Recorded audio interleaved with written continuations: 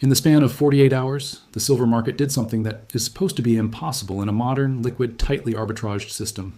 Spot silver pushed above $93 an ounce in the first 2 weeks of 2026 still showed roughly a 25% gain. Not months, not quarters, 2 weeks. They said price discovery in deep markets can't lurch like that unless something is broken, unless someone is wrong, unless the real supply is waiting right around the corner. And here's the part most people miss.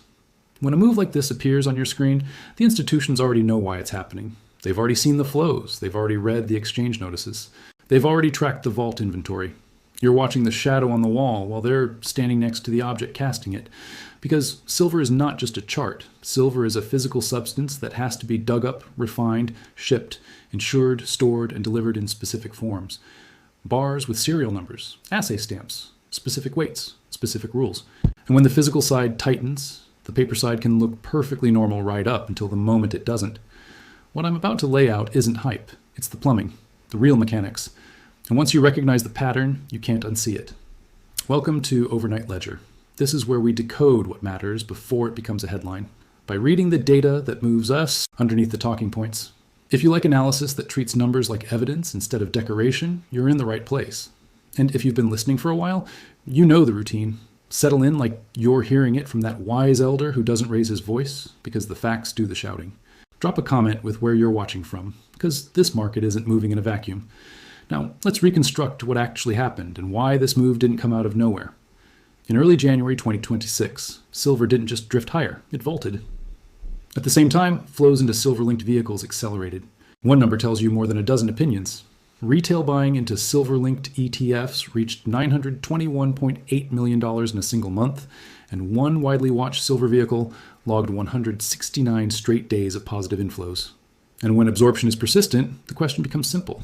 Absorbing what? Paper claims or actual metal? Because the great contradiction in silver is that it trades like a currency on screens, but it behaves like a commodity in the real world. Traders talk about liquidity, but refiners talk about lead times.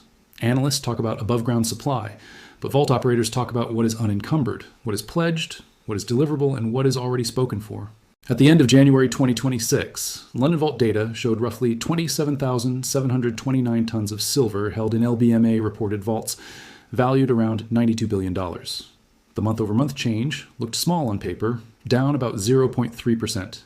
But small is not the right word when the market is leaning on the same pool of metal for settlement confidence, ETF demand, industrial pull, and the psychology of scarcity. In systems with high leverage, tiny changes in the real collateral base can have outsized effects on behavior. And then you see the other set of signals, not from television, not from a chart, from the exchanges themselves. On February 3rd, 2026, the Shanghai Gold Exchange announced adjustments to its silver deferred contract, AGT+D. The margin ratio moved from 26% to 23%, and the price limit moved from 25% to 22%. Those are not cosmetic changes. They are part of the market's circuit breakers, the knobs that control how quickly positions can expand and how violently price can swing in a day.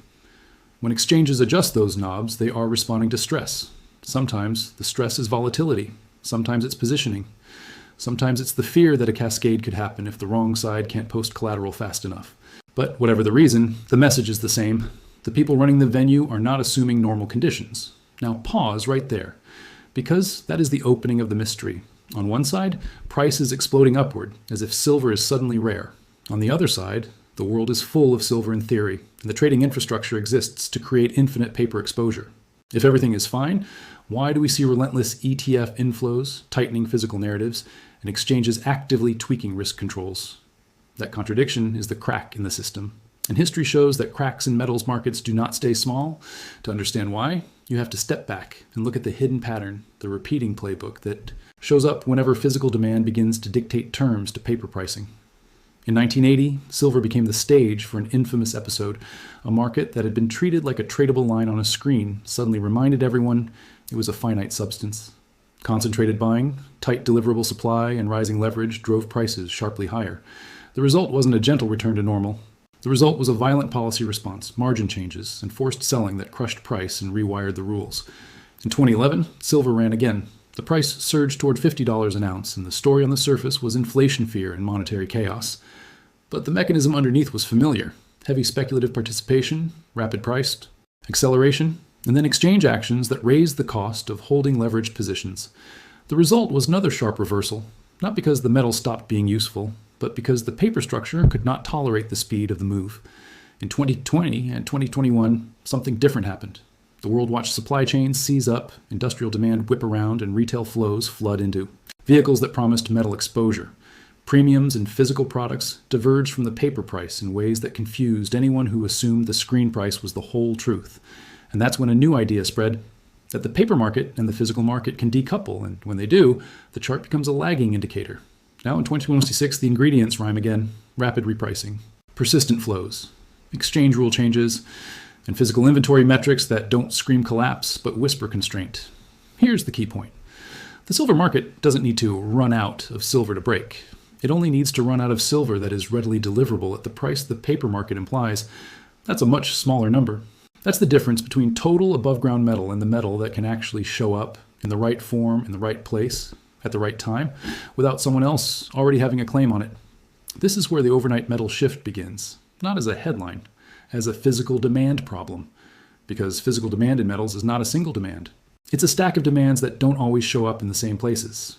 Industrial demand is one layer.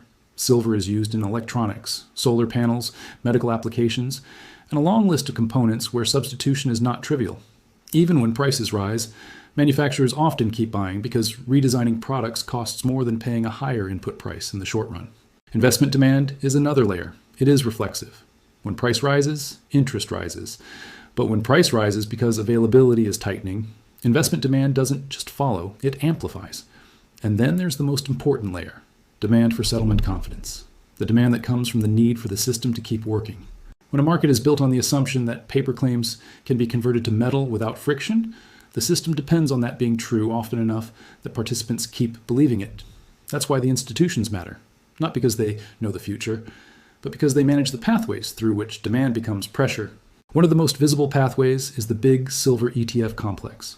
It is the funnel where paper investment demand can translate, at least in theory, into physical bar demand.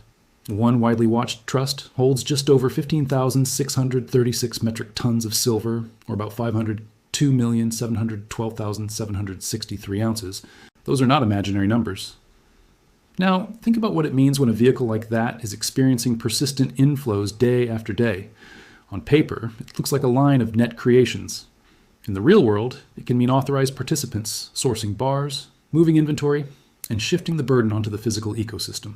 At the same time, London is still the gravitational center of wholesale silver. The LBMA vault figures are one of the cleanest windows into the pool the global market assumes it can draw from. And January 2026 showed 27,729 tons. That's enormous. But plenty is a psychological word. The market runs on operational words: available, deliverable, unencumbered, allocated. And if the metal in that pool is increasingly spoken for, or harder to move, or tied up in financing structures, the effective liquidity can shrink even while the headline number remains high. Now, layer and geography. The flow of metals is not neutral. It moves toward the highest urgency and the highest willingness to pay, and those can shift quickly across regions. When the Shanghai Gold Exchange tweaks margin and price limits on a silver-deferred contract, it tells you that the onshore market is active enough to justify direct intervention in its risk parameters. It tells you that the exchange is watching volatility and position behavior closely enough to adjust its safety rails. And it tells you that the East is not asleep at the wheel while the West stares at charts. This is where the dislocation forms. On the screen, silver can trade as if it is infinitely available. Futures can be created and rolled. Options can be written. Swaps can be structured. Exposure can be copied and pasted. That's the paper universe. In the vault universe, the metal doesn't copy and paste. It transfers. It ships. It settles. It gets allocated to someone's name. It gets locked. And the moment the market starts pricing the vault universe instead of the paper universe, price patterns break. And let me show you what that looks like in practice.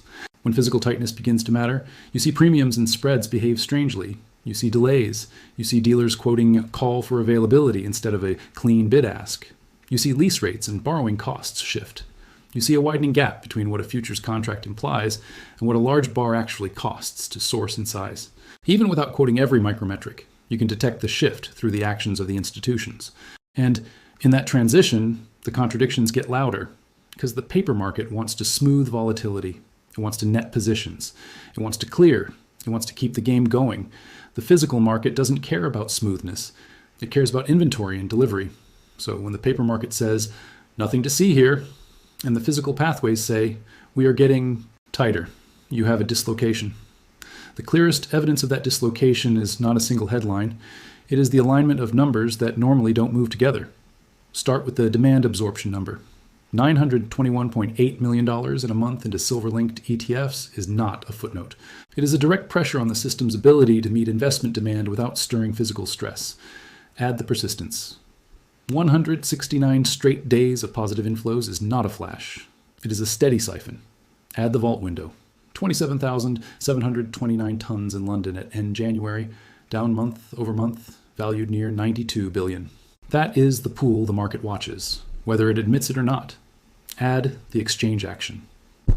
February 3rd, 2026, margin on Ag T plus D reduced from 26 to 23%, and price limits tightened from 25 to 22%. That is a direct modification of leverage and motion. Now connect them. If demand is persistent, inventory is not growing, and exchanges are adjusting risk rails, then the likelihood of sharp, discontinuous price behavior rises. Not because someone wants it, but because the system is built on leverage. And leverage behaves calmly right up until it doesn't. To see the players more clearly, zoom in on who sits between paper and metal. Bullion banks and prime brokers are the translators. They make markets in futures, they warehouse risk in swaps, they facilitate ETF creations, and they source bars when delivery pressure rises. Clearing members stand behind that activity, monitoring collateral hourly.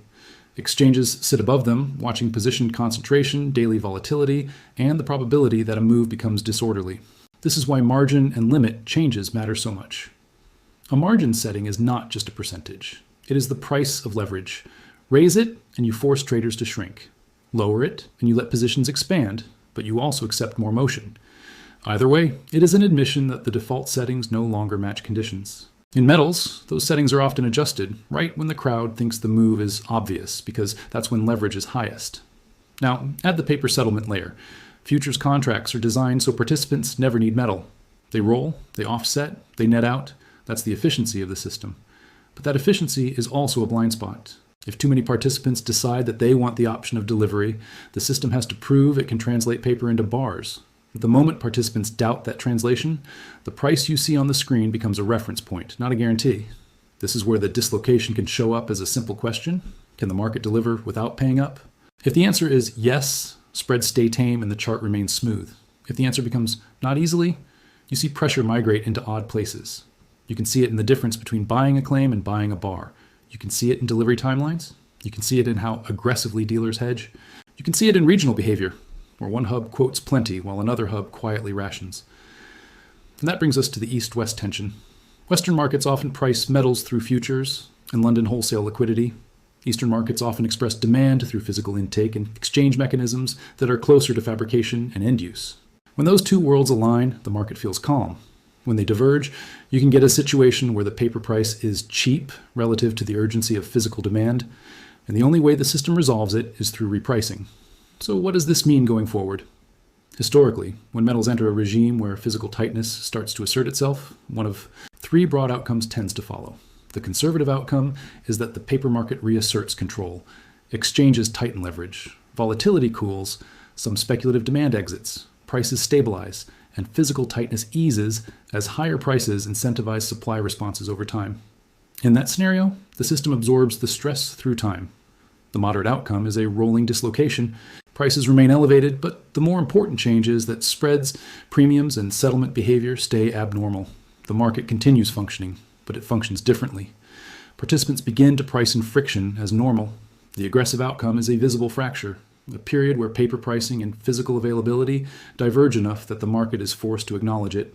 That can show up as sudden limit moves, abrupt exchange actions, and sharp repricings that occur in days, not quarters. Not because anyone issued a proclamation, but because the conversion mechanism between paper claims and physical metal becomes the central story. Notice what's missing in all three outcomes: certainty. This is not about guaranteeing a number on a chart. This is about recognizing a pattern in the data. So what should you watch if you want to know whether the overnight metal shift is continuing? Watch the persistence of flows. 1 month of buying is noise. A long streak is structure. Watch the risk controls. When exchanges keep adjusting margins and limits, it's rarely because the market is calm. Watch the vault windows. Not just the totals, but the direction and the pace. Watch the language in institutional notes and filings. Not their opinions, but their actions. Inventory changes, contract spec changes, collateral changes. Because institutions move first, retail moves last. Not because retail is foolish, but because retail sees what is loud and institutions track what is quiet. And the quiet signals are telling you this: silver is behaving less like a tradable idea and more like a constrained resource. That is the divide. Another group will keep reading the plumbing: inflows, inventories, margins, limits, and the geography of demand. The difference is not intelligence, it's attention. Markets don't reward the loudest voice, they reward the clearest signal. And in metals, the clearest signal is always physical. When physical demand breaks price patterns, it doesn't announce itself with a single headline. It announces itself through a sequence of small technical changes that most people ignore until the chart makes them impossible to ignore. That's the overnight shift. The screen tells you what happened. The plumbing tells you what's happening. And the institutions, as always, are reading the plumbing. This is overnight ledger, where we decode what matters before it becomes headlines. If this connected dots you hadn't seen, you know what to do. And remember, the real question isn't whether the pattern unfolds. The real question is whether you notice the shift while it's still quiet today.